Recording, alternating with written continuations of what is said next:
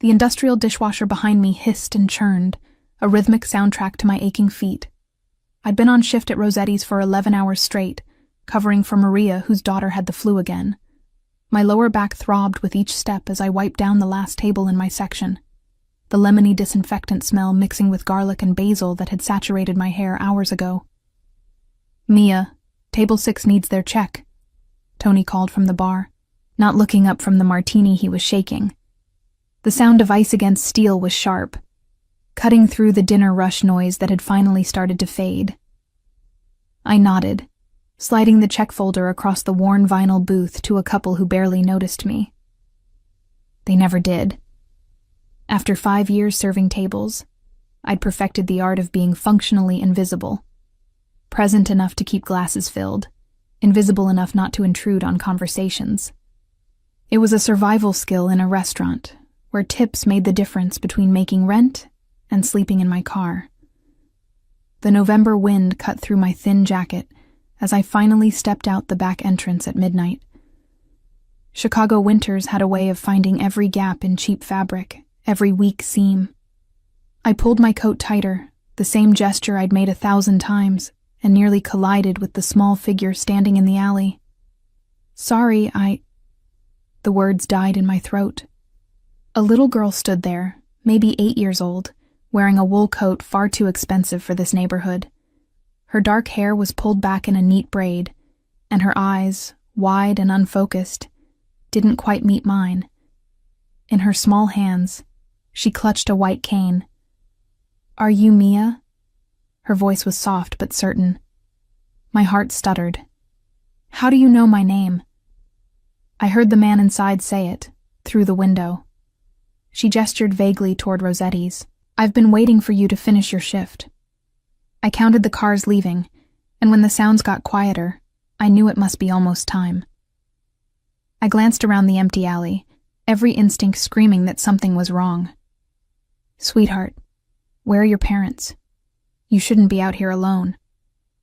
"I'm not supposed to be out at all," she admitted, and I caught the edge of defiance in her tone. "But I needed to find you. I need your help." The cold forgotten, I knelt down to her level, careful not to startle her. "What kind of help?" "I want to learn to cook." Her chin lifted, determined despite the tremor I heard beneath the words. "Real cooking. Not just stirring things in bowls while someone else does everything important. I want to actually make something myself." The request was so unexpected, so specific, that I found myself answering before thinking. "Why me?" "Because you work in a restaurant, so you know how to cook. And because—" She paused, her fingers tightening on the cane. "Because you're nice. I've heard you through the window sometimes, when I sit on the bench across the street. You never sound angry like the others. You don't yell." A dozen questions crowded my mind, but the most pressing won out. "Does anyone know you're here?" Her silence was answer enough. "Okay," I said slowly, my waitress training kicking in. Assess the situation, solve the immediate problem, worry about consequences later. "Let's get you home. Where do you live?" 3 blocks from here, the brownstone with the black gate." She said it like everyone should know which one. "But I can't go back yet, not until you promise." "Promise what?" "That you'll teach me to cook, that you'll show me how to do it myself." Her unfocused eyes seemed to look right through me. "Please. I want to make something for my father's birthday. He's turning 35 next month, and I've never been able to give him anything I made myself. He won't let me near the kitchen because he's afraid I'll get hurt." The vulnerability in her voice cracked something in my chest. I thought of my own father, gone 5 years now, and the last birthday cake I'd made him. Lopsided chocolate with too sweet frosting that he'd proclaimed the best thing he'd ever tasted. "What's your name?" I asked gently. "Sophia." "Well, Sophia, I think we need to get you home first. Then maybe we can talk to your father about—" "No!" The word came out sharp, panicked. "He'll say no. He always says no. He thinks I'm made of glass. Her small hands clenched into fists. Everyone treats me like I'm going to break. But I'm not stupid just because I can't see. I can feel textures. I can smell when something's burning. I can hear when water boils. I know I can do this if someone just gives me a chance. I recognize that frustration, that desperate need to prove capability. I'd felt it every time someone at the restaurant assumed I couldn't handle the heavy trays because I was small. Every time a customer spoke to me slowly as if waitressing meant stupidity. I believe you, I said, and meant it. But Sophia, your father must be worried sick. You have to go home. Will you come with me? The question was small, almost pleading. Will you explain to him that I can learn? That I'm not helpless? I should have said no. Should have called the police, or walked her to her door and left. But something in Sophia's determination, in her fierce independence despite the world trying to convince her she needed protection, reminded me too much of myself at that age. All right, I agreed. I'll walk you home. The brownstone she led me to wasn't just expensive, it was a fortress. The black iron gate she'd mentioned was flanked by security cameras, and even from the street, I could see the warm glow of chandeliers through floor-to-ceiling windows. This wasn't a family home. This was a statement of power. Sophia? A man's voice cut through the night before we even reached the gate, sharp with panic and relief and fury all tangled together.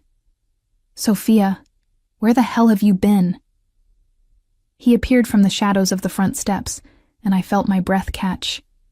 Tall, maybe 6'2", with dark hair slightly disheveled as if he'd been running his hands through it. He wore a white dress shirt with the sleeves rolled up, the collar open, and even in the dim streetlight, I could see the tension in his shoulders, the controlled violence in the way he moved.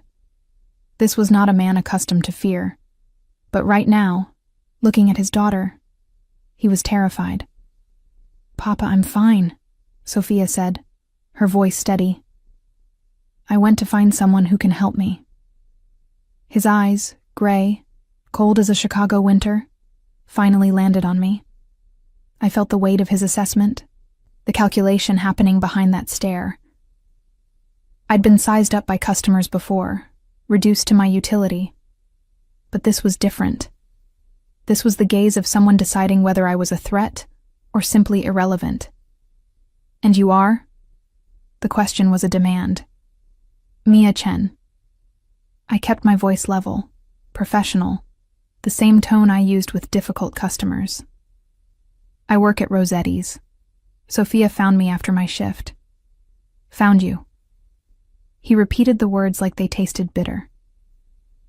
My daughter, who is 8 years old and blind, somehow made it 3 blocks through Chicago at midnight to find a stranger at a restaurant.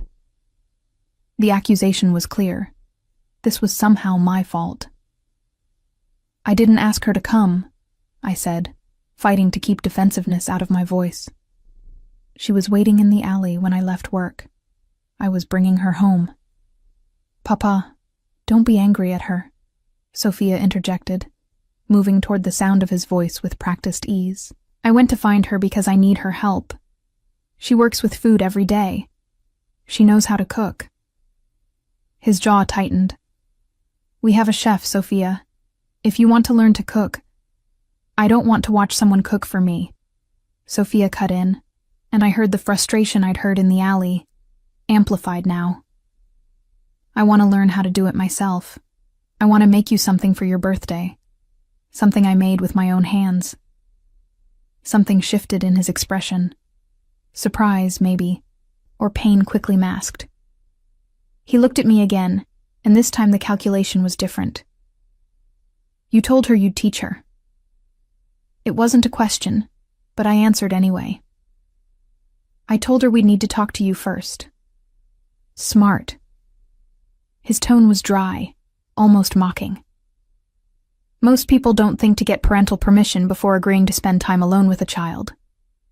The implication stung, but I held his gaze. I'm not most people. A ghost of something, amusement, respect. flickered across his face. Then it was gone, replaced by cold authority. Sophia, inside. Now.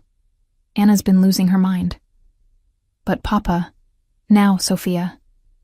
The command in his voice left no room for argument. Sophia's shoulders slumped in defeat, but she turned toward me, her unseeing eyes somehow finding my direction. Thank you for walking me home, Mia. Any time, sweetheart. As Sophia made her way up the steps with her cane, tapping out a familiar rhythm, the man, her father, whose name I still didn't know, remained on the sidewalk, a wall between me and any escape. You didn't ask my name, he observed. You didn't offer it. His lips curved slightly, not quite a smile. Alaric Marchetti. The name meant nothing to me beyond what I could see. Wealth. Power. The kind of man who expected obedience and got it. Nice to meet you, Mr. Marchetti. Alaric, he corrected. Mr. Marchetti was my father. He paused, studying me with that same intense focus. Sophia doesn't make friends easily, doesn't trust strangers.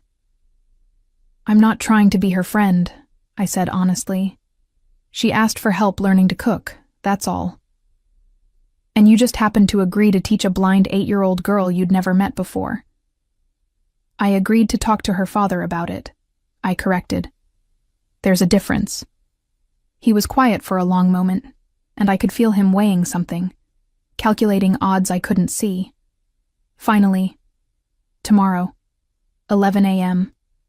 Bring your ID and a list of references.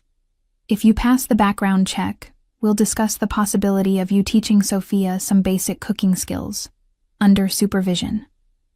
The casual mention of a background check should have worried me, but instead, I felt a strange relief. This man took his daughter's safety seriously. In a city like Chicago, in a neighborhood like this, that mattered. I work tomorrow, I said. Night shift, but I'm free until 4 p.m. 11 a.m. then. He pulled a card from his pocket, extending it toward me. In the streetlight, I could see embossed lettering, an address. Don't be late. I took the card, our fingers not quite touching. I'm never late. We'll see. He turned and walked up the steps to his fortress, the door closing behind him with a solid click that sounded like finality. I stood there for a moment, the business card heavy in my hand, before my exhausted brain caught up with what had just happened. I'd agreed to come back tomorrow, to this house, to this man who watched me like I was a puzzle to solve or a problem to eliminate, to teach his daughter something he'd explicitly forbidden. The smart thing would be to throw away the card, to forget this night had ever happened.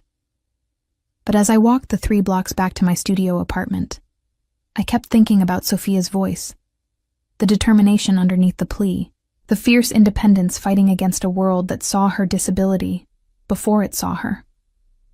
I knew that fight, had lived it every day since my father's death, left me scrambling to survive in a city that ground down anyone who showed weakness. Tomorrow, I would go back. Not because Alaric Marchetti had commanded it, but because Sophia had asked. And somewhere in the tangle of my exhaustion and empathy, I recognized the danger in that distinction. The card sat on my nightstand as I tried to sleep, the embossed address catching the streetlight through my window. I didn't know then that 11 a.m. tomorrow would change everything. That teaching a little girl to make cookies would unravel my carefully ordered life and tangle it with a man whose world I couldn't even begin to understand. But somewhere, in the part of me that had always believed in helping when I could, that had never learned to ignore someone asking for a chance, I already knew I would show up. I just didn't know what I was walking into.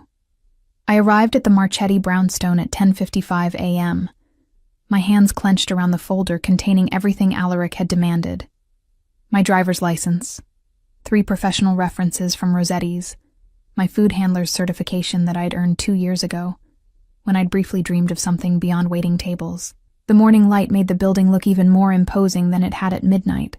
Red brick perfectly maintained, windows gleaming, the black iron gate now clearly visible as part of a comprehensive security system. I pressed the intercom button, my pulse quickening despite my determination to appear calm. Name. The voice was male, clipped, not Alaric. Mia Chen. I have an 11 o'clock appointment. The gate clicked open without further comment. I walked up the stone path, noting the precision of the landscaping even in late November. Boxwoods trimmed to geometric perfection. The last hardy mums still blooming in shades of burgundy and gold. Money wasn't just visible here. It was stated in every deliberate detail.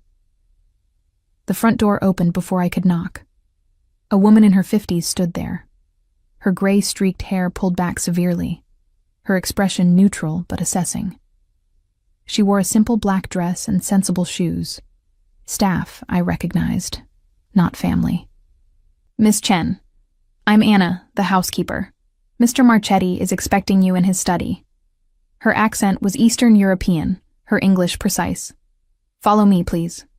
The interior matched the exterior's promise of wealth. Hardwood floors polished to a mirror shine, crown molding that had to be original to the building, artwork on the walls that looked expensive even to my untrained eye. But there was something missing. The house felt more like a museum than a home. No toys scattered in corners, no finger smudges on windows, no signs of the chaos that usually accompanied an 8-year-old. Anna led me down a hallway to a closed door, knocked twice, then opened it without waiting for response. Miss Chen, sir. Thank you, Anna. Alaric's voice came from behind a massive desk positioned in front of floor-to-ceiling bookshelves. Please ask Sophia to wait in the kitchen. I'll call for her shortly. I stepped inside, hearing the door close softly behind me. The study was all dark wood and leather, the scent of old books mixing with something else. Bergamot and cedar, expensive cologne that probably cost more than my monthly rent. Alaric sat behind the desk, wearing another white shirt with the top buttons undone. His hair neatly styled now, every inch the successful businessman. Except business's men didn't usually have that particular alertness in their eyes, that constant awareness of angles and threats. Punctual, he observed, glancing at his watch. 5 minutes early. Sit. I took the leather chair across from him, setting my folder on the desk. Everything you asked for. He opened it without comment, methodically examining each document. I watched his eyes move across my driver's license, lingering on my address in a way that made heat creep up my neck. The neighborhood where I lived wasn't dangerous exactly, but it was far from safe. The kind of place where you learn to walk quickly at night and never make eye contact. Rossetti's, he said, reading one of my references. How long have you worked there? 5 years. Started as a hostess, worked up to server. Worked up. He repeated the phrase neutrally. And before that? College for 2 years. Art history major. I saw no point in hiding what the background check would reveal. My father died halfway through sophomore year. No life insurance, medical bills. I left school to work full-time. His expression didn't change, but something in his posture shifted microscopically. Family? Just me now. My mother passed when I was 12. He set down the papers, folding his hands on the desk. The background check will take 48 hours. If it comes back clean, and if today's trial goes well, we can discuss an arrangement. Trial? Sophia is in the kitchen, waiting to make cookies with you. His tone made it clear this wasn't a request. I'll be observing. If I determine at any point that she's in danger, we're done. Understood? I met his gaze steadily. I'm not going to hurt your daughter, Mr. Marchetti. Alaric, he corrected again. And intent isn't the only way children get hurt. Carelessness, distraction, simple incompetence. Those are just as dangerous. The assessment stung, but I understood it. If Sophia were my daughter, I'd be protective too. More than protective. Fierce. I understand, I said instead of arguing. He stood, and I realized again how tall he was, how he seemed to command space without effort. The kitchen is this way. I followed him through the house, noting details with the observational skills I'd developed waiting tables. The alarm panel by the door, currently showing green, but sophisticated enough for a small bank. The way certain floorboards didn't creak, despite the building's age, recently reinforced, probably soundproofed. The discreet cameras in corners, small enough to miss if you weren't looking. This wasn't just a wealthy home. This was a secured facility disguised as a residence. The kitchen was enormous, professional-grade appliances gleaming under warm pendant lights.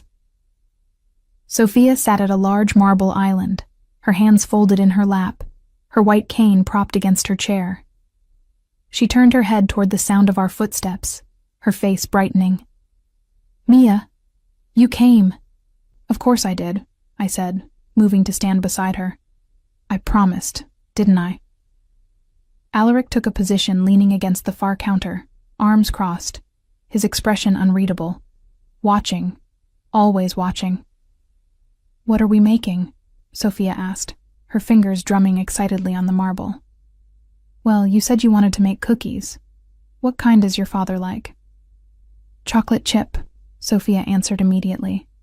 "But he never eats them because he says they're too sweet." "Then we'll make them less sweet," I said, my mind already adjusting the recipe I'd been mentally composing since last night. "And we'll add a little sea salt to balance the sugar. Does that sound good?" Sophia nodded enthusiastically. I glanced at Alaric, saw him watching us with that same intense focus, and decided to ignore him. This was about Sophia, not his judgment. "Okay, first rule of cooking," I began, pulling ingredients from the bags I'd brought. I wasn't going to assume this kitchen would be stocked for baking. "We work by feel and smell as much as sight, so before we do anything else, I want you to smell each ingredient and tell me what you notice." I opened the vanilla extract, holding the bottle near Sophia's nose. Her eyes closed in concentration. "It smells sweet. Like the perfume Anna wears sometimes." "Exactly. Vanilla is sweet, but it's also warm, complex." I moved to the butter. "Now this one. Creamy? Rich." Sophia's nose wrinkled slightly. "A little sour?" "Good catch. Butter has a slight tang to it. That sourness means it's real butter, not margarine." I continued through each ingredient: flour, sugar, chocolate chips, salt, letting her build a sensory map of what we'd be working with. From the corner of my eye, I could see Alaric's posture had relaxed fractionally. He was still watching, but the rigid tension had eased. "Now," I said, "we're going to measure everything together. I'm going to guide your hands, show you what a cup of flour feels like in weight, how to level it off. Ready?" What followed was slow, methodical work. I stood behind Sophia, my hands over hers, guiding her through each step. Measuring flour by feel, learning the resistance of cold butter against a wooden spoon, the way sugar crystals felt different from salt granules.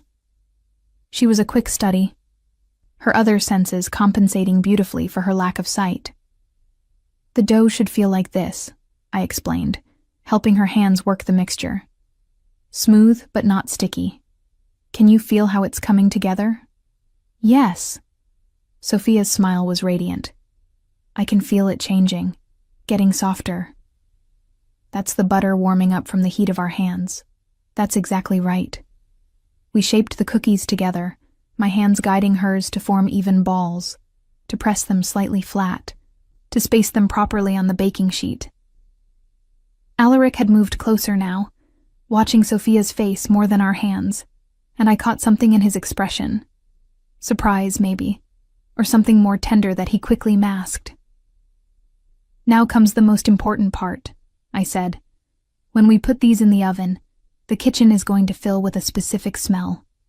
I want you to remember it, because that's how you'll know when cookies are almost done. Not by a timer, but by the scent." "What will it smell like?" Sophia asked. "Like butter caramelizing, like chocolate just starting to melt." like vanilla getting toasted. I slid the tray into the oven Anna had preheated. We'll wait together, and I'll tell you when you start to smell it. As the cookies baked, Sophia and I cleaned up together, and I taught her to identify when dishes were truly clean by running her fingers along the edges, feeling for residue. Alaric remained silent, but his presence was a constant pressure in the room. "There," I said as the scent began to change, becoming richer, more complex. "Do you smell that?" Sophia inhaled deeply. "Yes, it smells. Warm. Sweet, but not too sweet." "That's perfect. Another minute and they'll be ready." When I pulled the tray from the oven, the cookies were golden brown, the chocolate chips just melted, the edges crispy and the centers soft. Textbook perfect. I set them on the cooling rack and broke one in half, checking the texture before handing a piece to Sophia. "Careful, it's still hot. Blow on it first." Sophia did, then took a tentative bite. Her expression transformed, pure joy mixed with pride. "I made this," she whispered. "I really made this." "You did," I confirmed. "Every single step." "Papa, you have to try one." Sophia turned toward where Alaric stood. "You have to taste what I made." He approached slowly, and I saw something I hadn't expected in his expression. Uncertainty, as if he didn't quite know how to navigate this moment. He took the cookie Sophia offered, their fingers brushing, and took a bite. The silence stretched for 3 heartbeats. "It's perfect, Sophia," he said finally, and his voice was rougher than before. "Better than any cookie I've ever had." "Really?" Sophia's smile could have lit the entire city. "Really?" He looked at me over his daughter's head, and the assessment in his eyes had changed. I couldn't quite read it, but it wasn't hostility anymore. It was something more complicated. "Miss Chen," he said, "Anna will show you out. We'll be in touch when the background check clears." It was a dismissal, but not a rejection. I gathered my things, said goodbye to Sophia, who made me promise to come back, and followed Anna to the front door. "You were good with her," Anna said quietly as she opened the door. "Not many people are patient enough. They treat her like she's fragile." "She's not fragile," I replied. "She's strong. She just needs someone to see that." Anna's expression softened almost imperceptibly. "Yes, I think perhaps Mr. Marchetti is beginning to understand this too." I walked back to the bus stop, the morning's events replaying in my mind. I'd expected suspicion, maybe outright hostility. What I hadn't expected was the glimpse I'd seen of Alaric Marchetti as a father, protective to the point of paranoia, but underneath that, desperately wanting his daughter to be happy. My phone buzzed as I waited for the bus. Unknown number. "This is Alaric Marchetti. The background check has been expedited. You're cleared. Same time tomorrow. We'll discuss compensation and scheduling." I stared at the text. Expedited meant he'd had someone working on it while we made cookies. Meant he'd already decided before I'd even left his house. "Thank you," I typed back. "I'll be there." The response came immediately. "Don't thank me. You're doing this for Sophia, not for me." He was right. But as the bus carried me back to my neighborhood, back to my studio apartment where the heat barely worked and the neighbors fought through paper-thin walls, I couldn't stop thinking about the man who'd watched his daughter make cookies with such carefully controlled emotion. Alaric Marchetti was dangerous. That much was obvious in every calculated movement, every assessing glance. But he was also a father who loved his daughter enough to let a stranger teach her something he feared would hurt her. I didn't know which truth would matter more. Didn't know that in 3 days, I'd discover exactly how deep Alaric's world went, how dark the shadows were that he kept Sophia sheltered from. All I knew was that tomorrow, I'd be back in that kitchen, and the day after that, and the day after that, because Sophia deserved to learn. and somewhere in the tangle of my own protective instincts, I'd already decided I was the one who would teach her. The danger in that decision wouldn't become clear until it was far too late to walk away. The first 2 weeks fell into a rhythm that felt almost normal. I'd arrive at the Marchetti brownstone at 11, spend 3 hours with Sophia in the kitchen, then leave in time for my night shift at Rosetti's. We progressed from cookies to simple pasta dishes, from measuring by feel to recognizing doneness by smell and touch. Sophia was a natural, her other senses sharp enough to compensate beautifully for her blindness. Alaric was always there, watching from his position against the counter or at the kitchen table, his laptop open, but his attention clearly on us. He rarely spoke during our lessons, but I'd grown attuned to his presence, the slight shift in posture when Sophia did something that concerned him, the barely perceptible relaxation when she succeeded at a new skill. What I hadn't anticipated was how much I'd start to notice him. The way his dress shirts fit across his shoulders, always with those top buttons undone, revealing the hollow of his throat. The silver watch he wore that caught the light when he moved. The rare moments when Sophia made him laugh, a sound that transformed his entire face from severe to almost gentle. I told myself it was just observation, the same way I noticed regulars at the restaurant, their habits, preferences, moods. But I couldn't ignore the flutter in my chest when his eyes met mine across the kitchen, or the way my pulse quickened when his hand accidentally brushed mine reaching for the same spoon. It was the third Wednesday when everything shifted.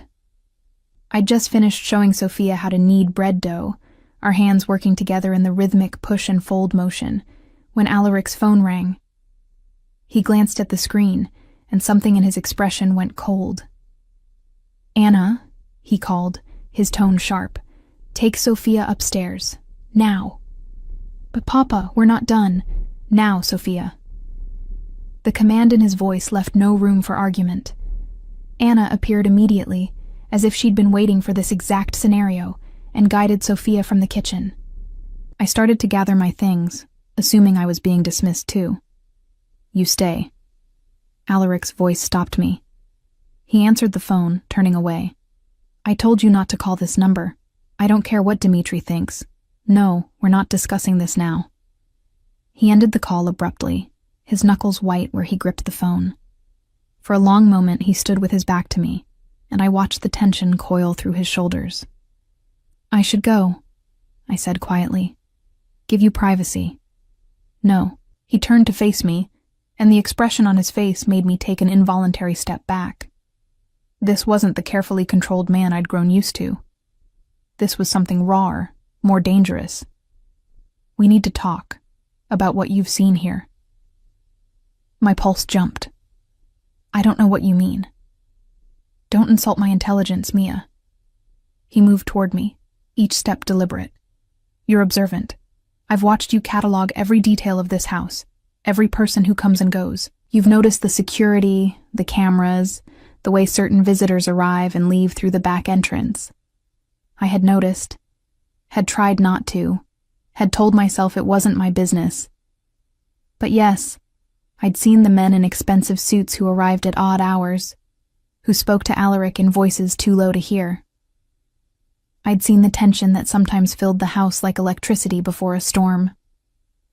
"I notice things," I admitted. "It's a habit from work. But I don't ask questions, because you're smart enough to know that questions can be dangerous." He stopped a few feet away, close enough that I could smell his cologne, see the faint shadow of stubble along his jaw. "Or because you already know the answers, and you're smart enough to pretend ignorance." "I don't know anything," I said, and it was mostly true. I had suspicions. The kind of suspicions everyone in Chicago had about certain families, certain names that carried weight beyond simple business success. But suspicions weren't knowledge. Alaric studied me for a long moment, those gray eyes searching for deception. "My family has been in Chicago for 4 generations," he said finally. "We have varied business interests. Some of them fall into gray areas, Some of them crossed lines that the law draws very clearly. There it was, the admission I'd half expected but had hoped I was wrong about. "Why are you telling me this?" My voice came out steadier than I felt. "Because Sophia has never connected with anyone the way she's connected with you. Because in 2 weeks, you've given her more confidence than years of expensive therapists and specialists. Because I'm not willing to give that up." He paused. "But I need to know if you can handle the reality of who I am." I thought about the cookies cooling on the rack, about Sophia's joy when she'd made pasta from scratch yesterday. I thought about my studio apartment, about the bruise on my ribs from when a drunk customer had shoved me last week at the restaurant. I thought about safety and danger, and how those concepts were more complicated than I'd ever wanted to admit. "I can handle it," I said, "as long as Sophia stays separate from whatever else you do." Something flickered in his expression. Respect, maybe, or surprise. "She's always separate. My work never touches her. That's not negotiable." "Then we don't have a problem." He nodded slowly. "Your compensation. We haven't discussed it properly. I'm prepared to offer you significantly more than what you make at Rossetti's. Enough that you wouldn't need the restaurant job anymore." The offer was tempting. God, it was tempting. To give up the aching feet, the handsy customers, the constant smell of garlic in my hair. But something in his tone made me hesitate. In exchange for what? Exclusivity. You work for me, teach Sophia, nothing else. His gaze was direct, unflinching. And discretion. Complete discretion about everything you see and hear in this house. The gilded cage became visible in his words. Well compensated, certainly. Comfortable. But still a cage. "No," I said. His eyebrows rose fractionally. "No? I'll keep teaching Sophia. I'll be discreet about your business. But I'm not giving up my other job. I'm not becoming dependent on you." For a long moment, he just looked at me, and I braced myself for anger. Instead, his lips curved into something that might have been a smile. "You're more stubborn than you look. I'm practical. Dependence is its own kind of trap." "Smart," he acknowledged. "But understand this. If you continue working at Rossetti's, I'll have someone watching. For your protection." "I don't need protection. You're connected to me now. Whether you like it or not, that makes you a potential target." His voice dropped lower. "There are people who would love to hurt me through Sophia, who would happily use anyone connected to her. I'm not willing to take that risk." The reality of what he was saying settled over me like ice water. This was a mistake. I should never have agreed to— Too late. He cut me off. "Sophia cares about you. I'm not taking that away from her. So you have 2 choices. Accept my protection, or stop coming here entirely." I stared at him, anger and fear warring in my chest. That's not fair to her. Fair has nothing to do with it. This is about safety, hers and yours. I thought about Sophia's face when she'd successfully made bread dough, about the pride in her voice when she talked about the birthday cake she was planning for Alaric. Thought about walking away from that. From her. "Fine," I said through gritted teeth. "But your person stays invisible. I don't want to know they're there." "Agreed." He pulled out his phone, typed something quickly. "There's something else you should know." "What?" "Sophia's mother. She died when Sophia was 2. Car accident." His voice remained level, but I caught the tightness around his eyes. The brakes had been tampered with. It was meant for me. The air left my lungs. Oh, God. "So you understand now why I'm paranoid about her safety? Why I don't let people get close?" He met my eyes. "Why I'm taking a risk letting you into her life at all? I would never—" "I know," he interrupted. "I've had you investigated thoroughly. Every job you've ever had, every friend, every relationship. You're clean. More than clean. You're exactly what you appear to be. That's rare in my world. The invasion of privacy should have angered me. Instead, I felt a strange relief that he'd looked and found nothing to hide. What was her name? I asked. Sophia's mother. Elena. Something softened in his expression. She was a teacher. Kind, patient, everything I'm not. Sophia has her eyes, her smile. I'm sorry. He nodded once, accepting the condolence. It's been 6 years, but I promised Elena I'd keep Sophia safe. That promise is the only thing that matters. I understand. We stood there in the kitchen, the bread dough rising on the counter between us, and something shifted. An acknowledgement of the stakes, of the reality underneath the cooking lessons, and careful politeness. Your birthday is next month, I said, remembering what Sophia had told me that first night. December 23rd. You remember that? Sophia wants to make you a cake, chocolate with salted caramel frosting. She's been practicing the components separately.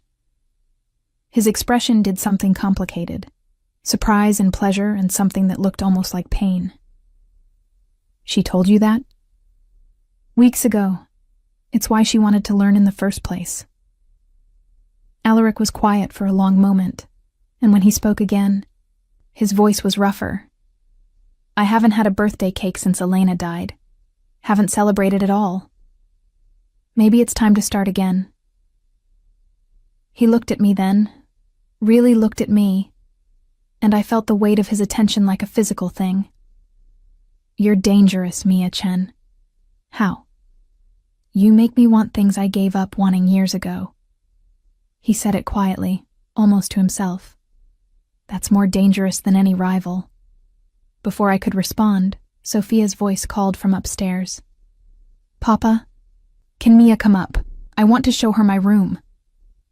The moment broke. Alaric stepped back, the professional mask sliding back into place. Go ahead. I have calls to make.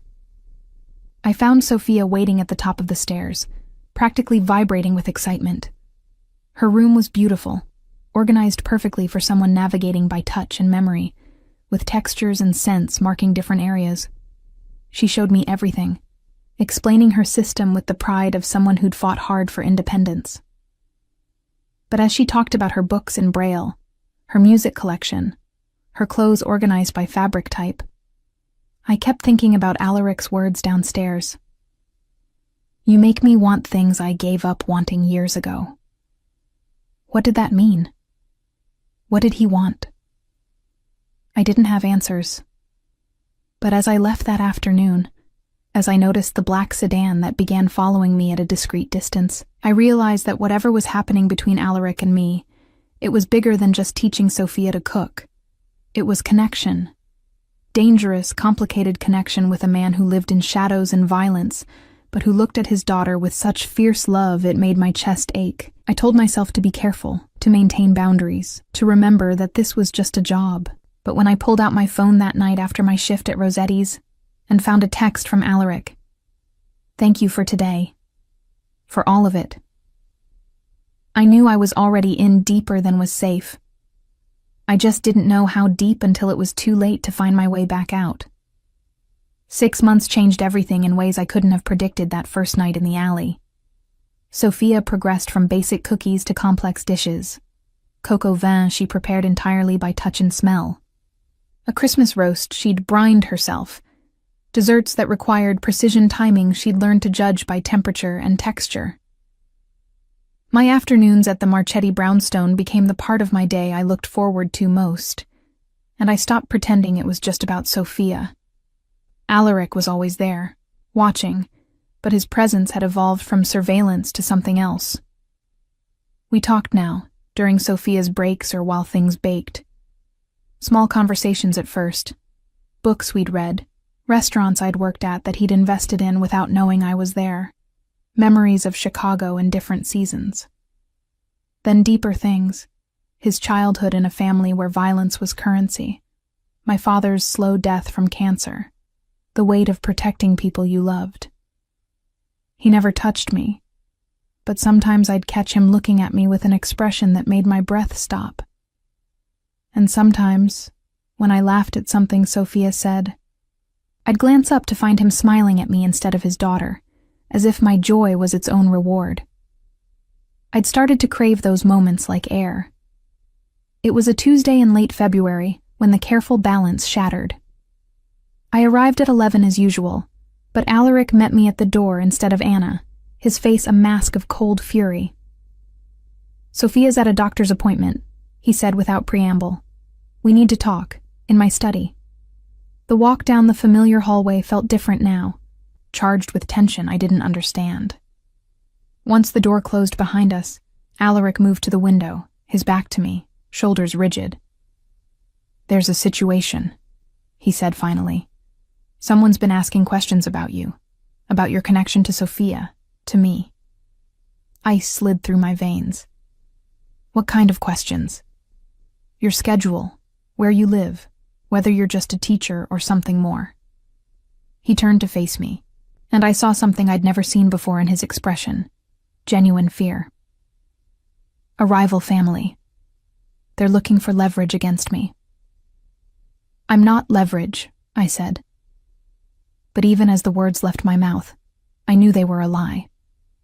6 months of afternoons, of growing closeness, of Alaric's eyes following me across rooms, I'd become exactly what he'd warned me about. "You are now." He crossed to his desk, pulled out a folder and slid it toward me. "I'm moving you. Tonight. There's an apartment in a secure building downtown. 24-hour security, everything you need." I stared at the folder without touching it. "You want me to leave my home?" "I want you alive." His voice was flat, brooking no argument. "Your building has no security. Your door lock could be picked by a child. You work late shifts and walk 3 blocks alone in the dark. You're an easy target, Mia. So, your solution is to lock me in a fortress?" Anger rose hot in my chest. "Make me dependent on you, controlled by you?" "My solution is to keep you safe." He leaned forward, hands flat on the desk. "I lost Elena because I underestimated how far my enemies would go. I'm not making that mistake again." The comparison to his dead wife should have flattered me.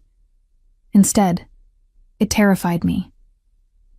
"I'm not Elena," I said quietly.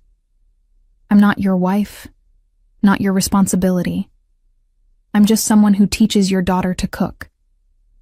Something dangerous flashed in his eyes. "You stopped being just anything months ago." The admission hung between us, naked and raw. I wanted to deny it, to maintain the safe fiction that this was just a job, but I couldn't. "What am I then?" I asked, my voice barely above a whisper. He moved around the desk, and suddenly he was close. So close I could see the flecks of darker gray in his eyes, smell the cedar and bergamot that clung to his skin. "You're the woman who taught my daughter to laugh again, who sits at my table 3 afternoons a week and makes this house feel like a home instead of a mausoleum, who looks at me like I'm a man instead of a monster, even though you know exactly what I am."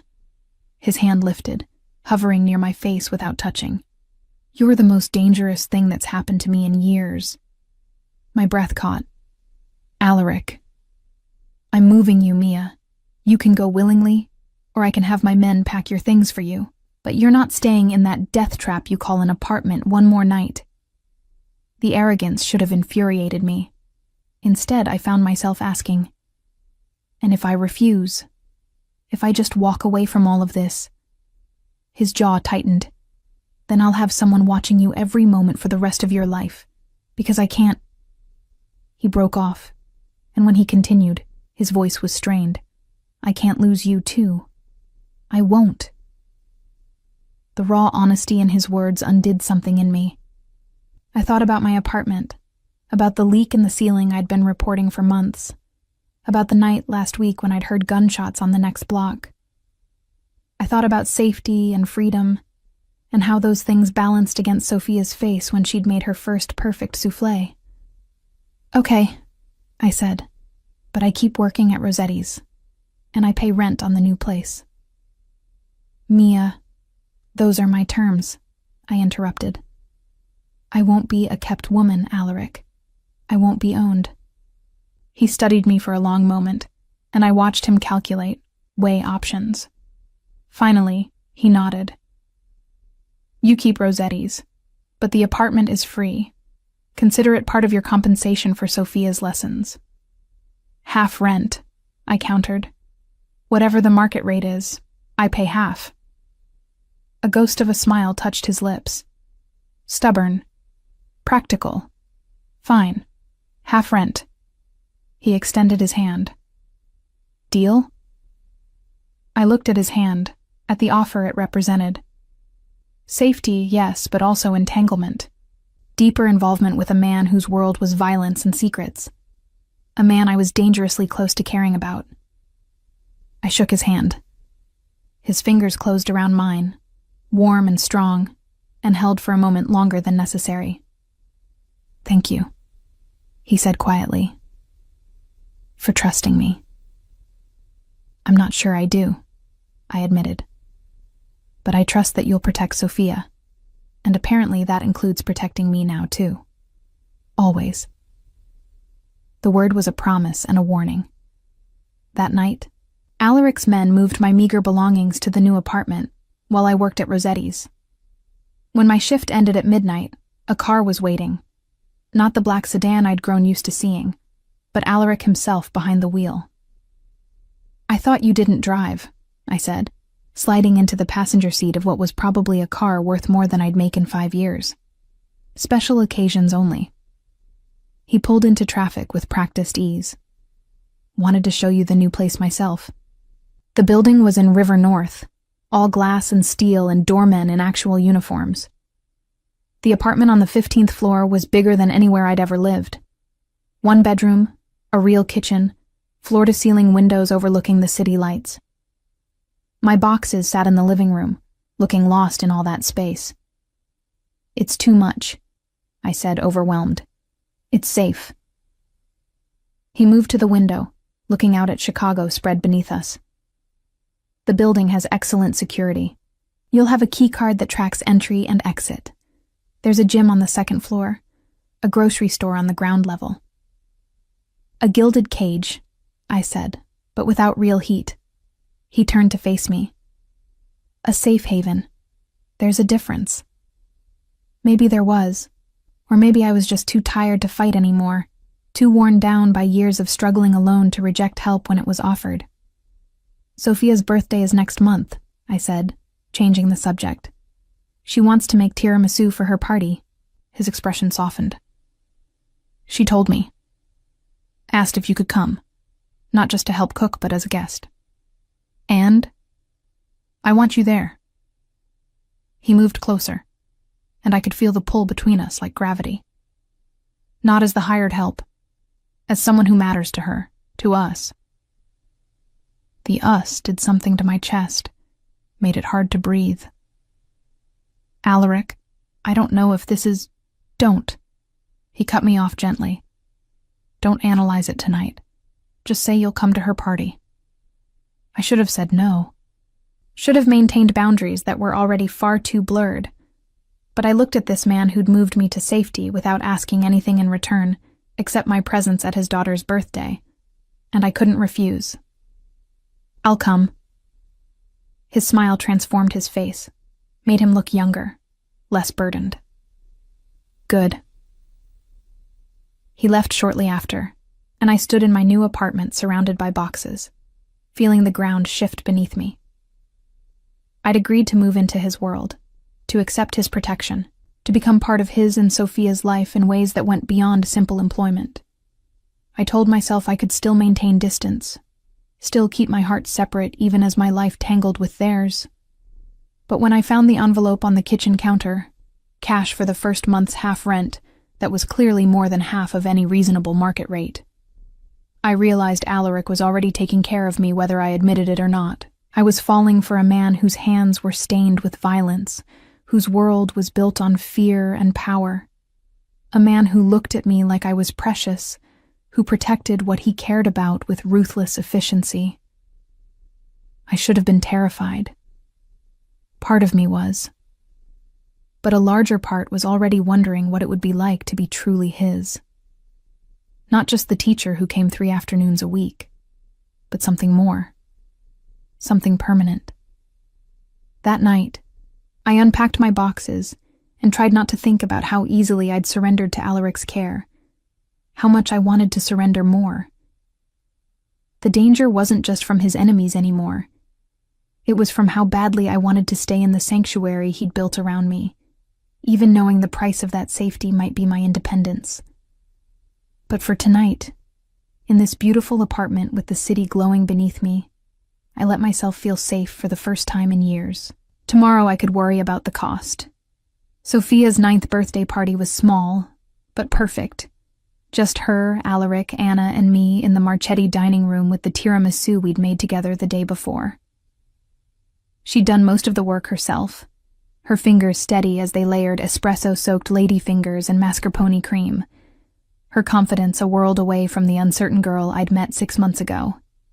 "Make a wish, Piccola," Alaric said softly, as Sophia leaned toward the candles, their glow reflected in her unseeing eyes. She closed her eyes anyway, lips moving in silent wish, then blew out all 9 flames in one breath.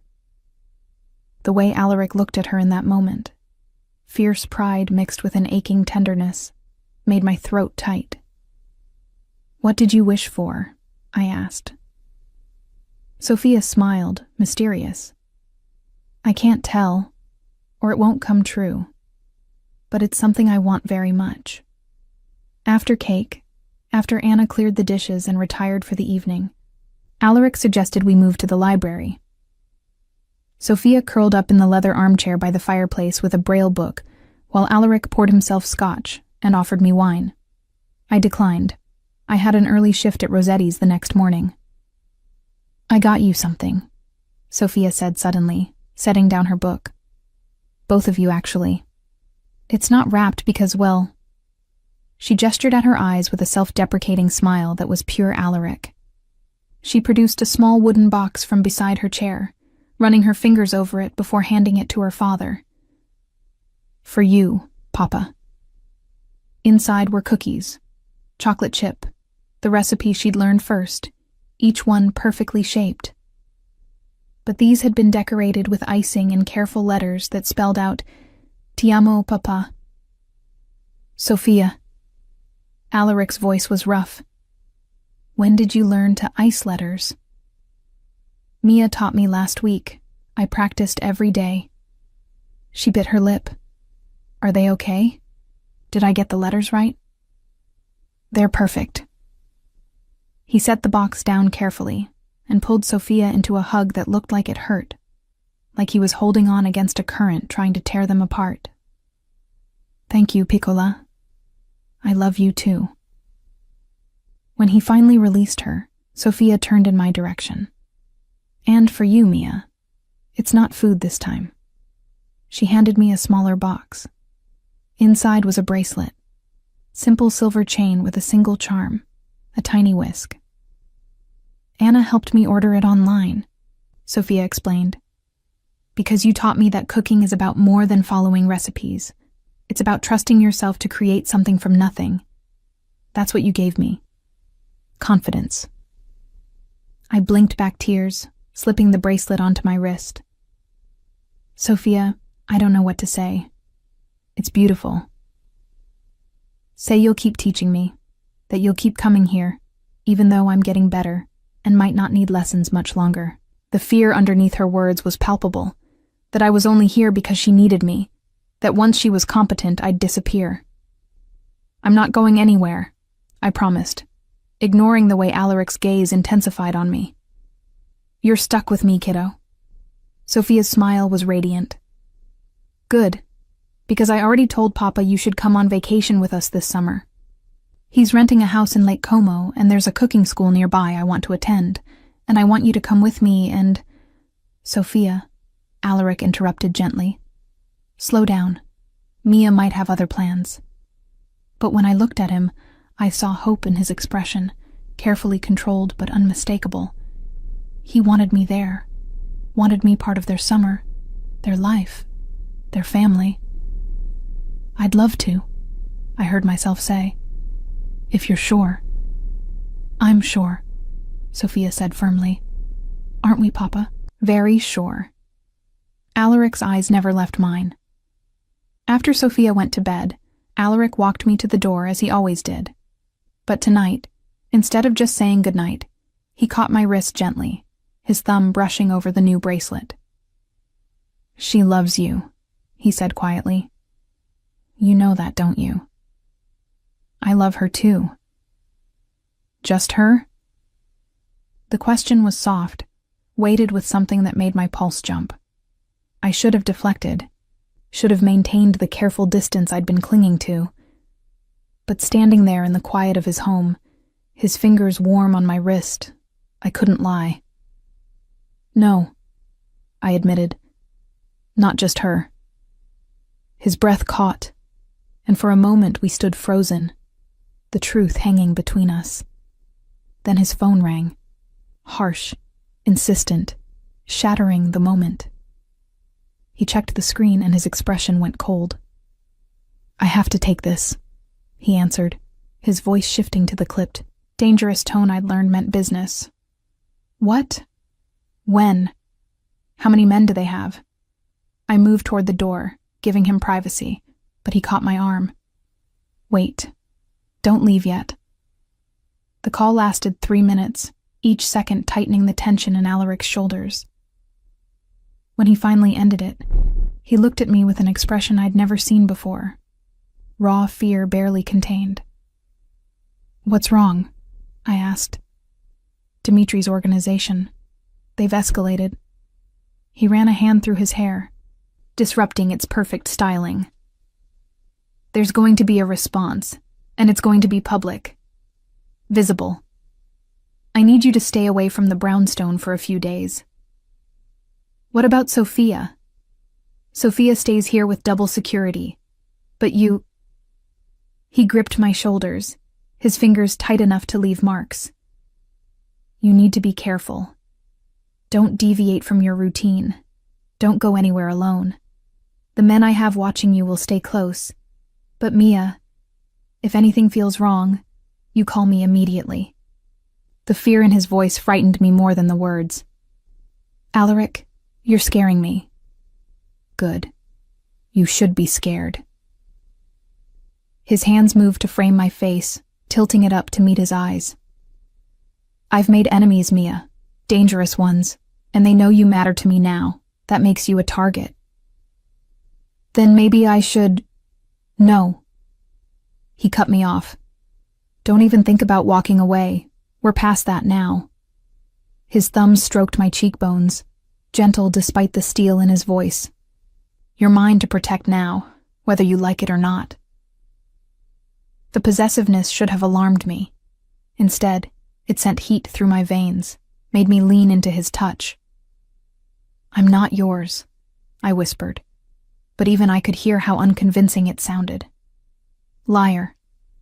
His voice was soft, almost tender. You've been mine since that first night when you brought Sophia home. I was just too stubborn to admit it.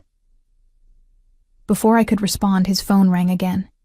He released me with visible reluctance, and I slipped out into the night where his car and driver waited to take me home. The next 3 days were tense.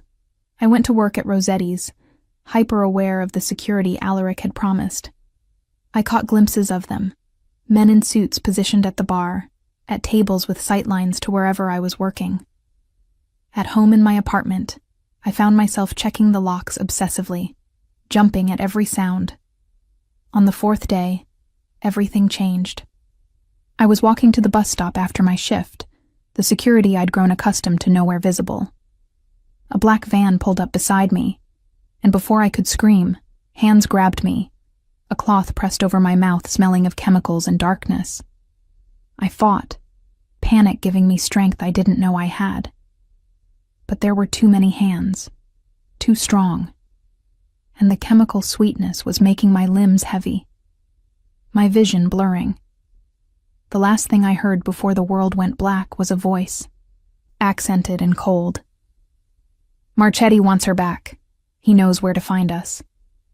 Let's see how much she's really worth to him." I woke to concrete beneath my cheek, cold and gritty against my skin. My head pounded, mouth dry with the chemical taste of whatever they'd used to knock me out. As consciousness returned in painful increments, I became aware of other things.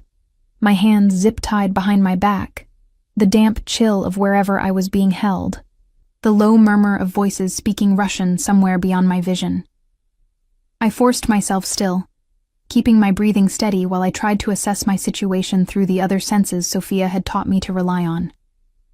The smell of oil and rust, the echo that suggested a large, empty space, the vibration of heavy machinery somewhere nearby. A warehouse, probably near the river if the damp mildew scent meant anything. She's awake. Footsteps approached, and I opened my eyes to find a man crouching in front of me. Mid-40s, expensive suit incongruous with the industrial setting, eyes as cold as Lake Michigan in January. "Miss Chen." His English was perfect, only the faintest accent coloring his vowels. "I apologize for the accommodations. This is purely business, you understand." I said nothing, using silence the way I'd learned working in restaurants. Let the customer talk, reveal what they wanted before committing to a response. He smiled as if appreciating the tactic. "I am Viktor Dmitriev. Perhaps Alaric has mentioned me?" The name clicked into place. The rival Alaric had mentioned, the escalating situation that had put him on edge. "He's never mentioned you," I said, my voice rougher than expected. "I'm just the cooking teacher. I don't know anything about his business." "Just the cooking teacher," Victor repeated, his tone making it clear he didn't believe me. "Who lives in a secure apartment that Marchetti pays for.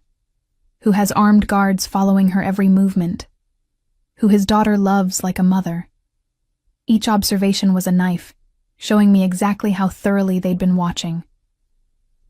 "Sophia has no mother," I said, protective fury overriding fear. "I'm just someone who teaches her to cook." "Then why did Marchetti move you to a fortress the moment we started asking questions?" Victor leaned closer. "Why did he assign his best men to your protection? A man like Alaric doesn't waste resources on people who don't matter." I had no answer that wouldn't confirm his suspicions. "Here's what's going to happen," Victor continued, pulling out his phone. "I'm going to call Alaric. I'm going to tell him we have you. And we're going to see exactly how much you're worth to him." He pressed dial, putting the phone on speaker. It rang twice before Alaric's voice cut through, sharp with barely controlled fury. "Victor." "Alaric! How good to hear from you. I have something of yours." The pause that followed was deadly. When Alaric spoke again, his voice was so cold it made the warehouse feel warm by comparison. "If you've heard her, she's perfectly safe. For now." Victor grabbed my hair, yanking my head back. "Say hello to Alaric, Miss Chen." "Don't give him anything," I gasped out before Victor's hand clamped over my mouth. "Don't." "Mia." Alaric's voice cracked on my name, and I heard something I'd never heard before. Pure terror underneath the rage. "I'm going to kill you, Victor. Slowly. Perhaps. But first, we negotiate." Victor released me, letting my head drop forward. "I want the shipping contracts for the Eastern District. I want your contacts in the Port Authority. I want—" "You want me to hand over my entire operation for one woman?" Alaric laughed, a sound like breaking glass. "You overestimate her value." The words shouldn't have hurt. I knew he was playing, knew he couldn't show weakness. But hearing myself dismissed as not worth his empire still sent a shard of ice through my chest. "Do I?" Victor sounded amused. "I saw the security footage from her building.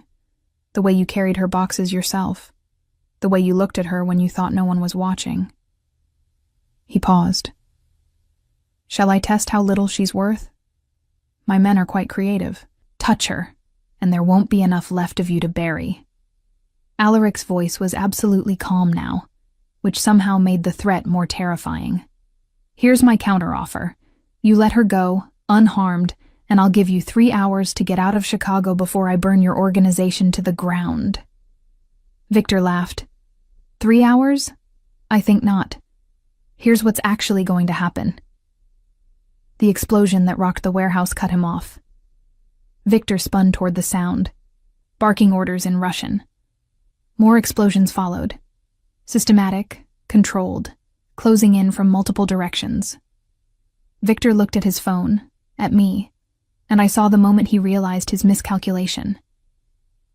He's insane. The main door blew inward, and through the smoke and chaos, I saw Alaric stride through, flanked by a dozen armed men. He wasn't wearing his usual tailored suit.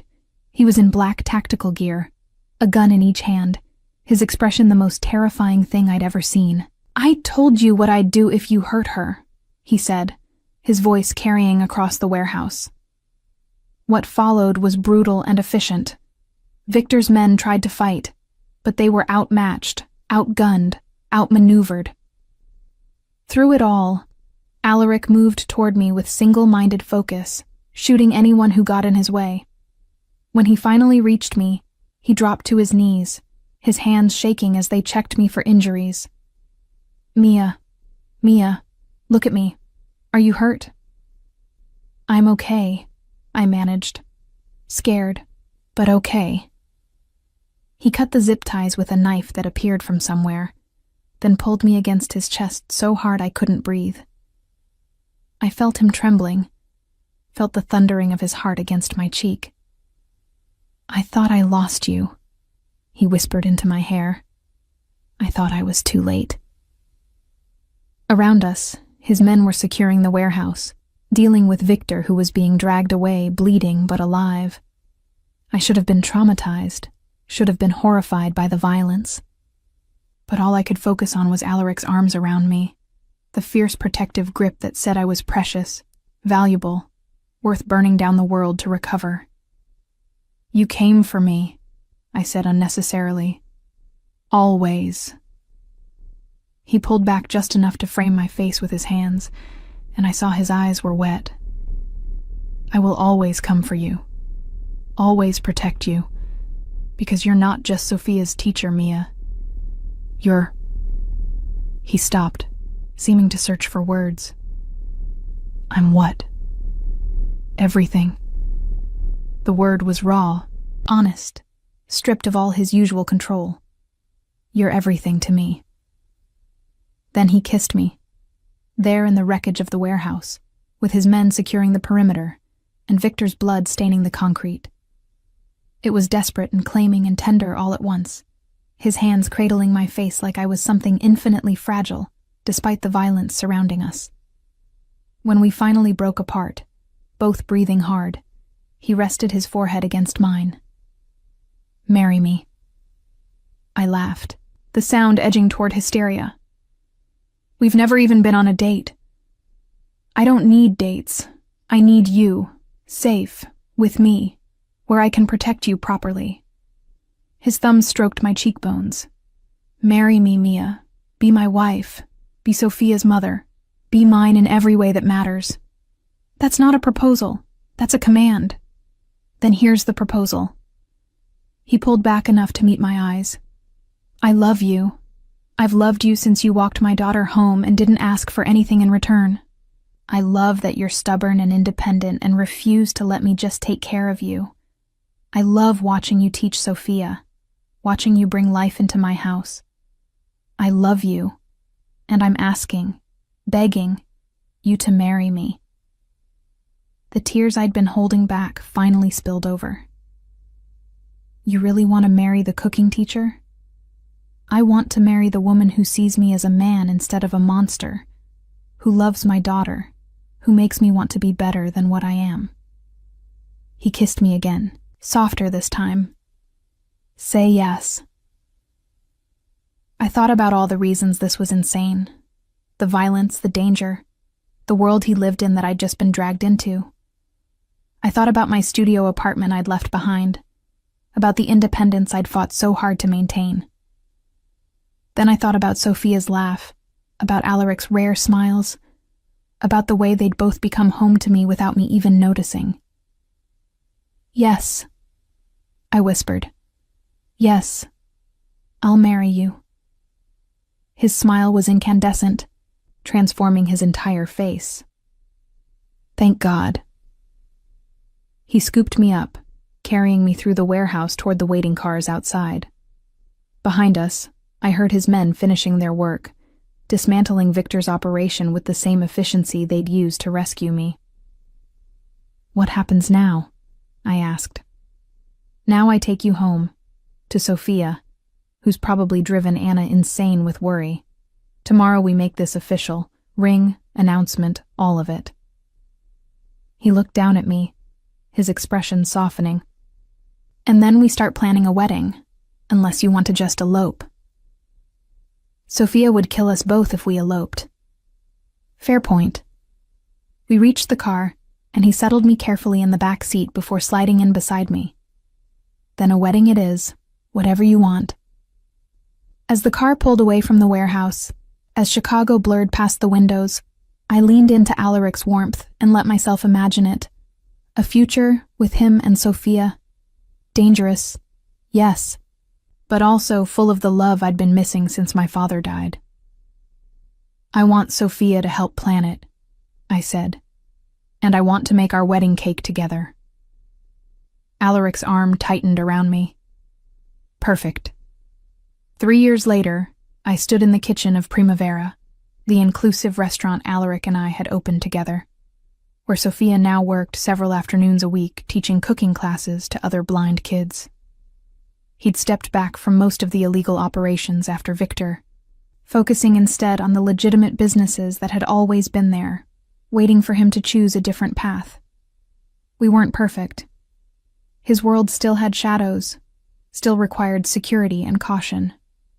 But we were happy. "Mia," Sophia called from the prep area. "The mixer's making that sound again." I moved to help her, still wearing the simple silver whisk bracelet she'd given me 4 years ago. My wedding ring, a band that matched Alaric's, sat above it, catching the kitchen lights. Alaric appeared in the doorway, paperwork in hand, but his eyes immediately finding me and Sophia. He'd kept his promise. Whatever darkness remained in his life, he kept it separate from us. We were his light, his redemption, the family he'd built from the ruins of loss. "Still planning the menu for the second location opening?" I asked. "Sophia has opinions," he said dryly. "Strong ones." "I learned from the best," Sophia shot back, not looking up from the dough she was kneading. At 12, she'd grown confident and capable. The frightened girl who'd waited in the alley, now a poised young woman who happened to be blind but refused to let that define her. I crossed to Alaric, rising on my toes to kiss him. He pulled me closer, the embrace familiar and perfect. "Thank you," he murmured against my hair. "For what?" "For saying yes. For staying. For giving me this." He gestured to encompass the kitchen, Sophia, the life we'd built. "For being everything." I looked at my husband, at his daughter who'd become mine in every way that mattered, at the restaurant we'd created together. Thought about the scared waitress I'd been, teaching a blind girl to make cookies in a Mafia boss's kitchen. Sometimes the most unexpected encounters led to the most extraordinary futures. "I'd say yes again," I told him. "Every time. And I would. Despite the danger, despite the fear, despite everything. Because some risks were worth taking. Some families were worth fighting for, and some loves were worth everything.